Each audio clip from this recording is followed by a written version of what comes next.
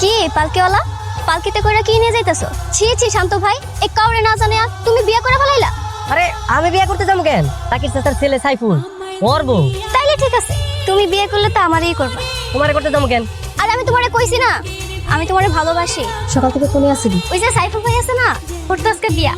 পালকিতে করে বউ লয়ে আইলো, ওর বউরেই দেখতে গেছি। সারাক্ষণ করে ড্যাং ড্যাং করে বুড়া কি কি একটা মাছ আর শাক নিয়ে ড্যাং ড্যাং করে বাসা যেতেছো? রান্না করতে যে তেল রসুন আদা মরিচ এগুলো তো নাও নাই। এই বউয়ের মতো তুমি আমার ঝাড়ি দিতেছো কেন? হ্যাঁ, তোমার হবু বউ হিসাবে আমার একটা দায়িত্ব আছে না? এই পালকি শোনো, তুমি যদি প্রতিদিন আমার এভাবে বিরক্ত করো, তোমার বাবার কাছে কিন্তু আমি সব কই দিব। কও না কও, আমি তো এটাই চাই। এমনি কি শিখলাই? দিলাম ওনাতে কি করবো? হ্যাঁ, আমি তো ভাবছি ভুল রেক করে যে তুমি আমার বাসায় আইছো, কেউ যদি দেখে ফেলায় দেখলে দেখো, তাতে আমার কি? তাতে তো তোমার কিছু হইব না। তোমার বাপ জানে যদি কেউ বিচার দেয় যে রাইট করে তুমি আমার বাসায় আইছো, তোমার বাপ জান তোমার গ্রাম ছাড়া করবো। এই পালকির মধ্যে কে তুমি?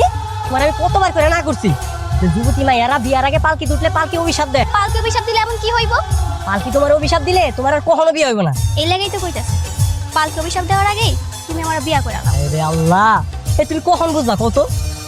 তুমি কখন বুঝবা আমি তোমার কতটা ভালোবাসি? ও পালকির মা, শান্ত আইছে, আর একবার শরবত খাওয়াও।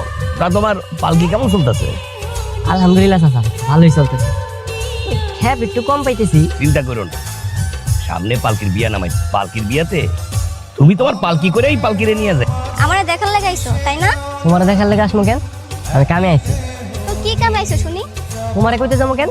বুঝতে পারছি, আমি কষ্ট পেয়ে থাকি এটা তুমি চাও না তাই না? তুমি কষ্ট পেলে আমার কি?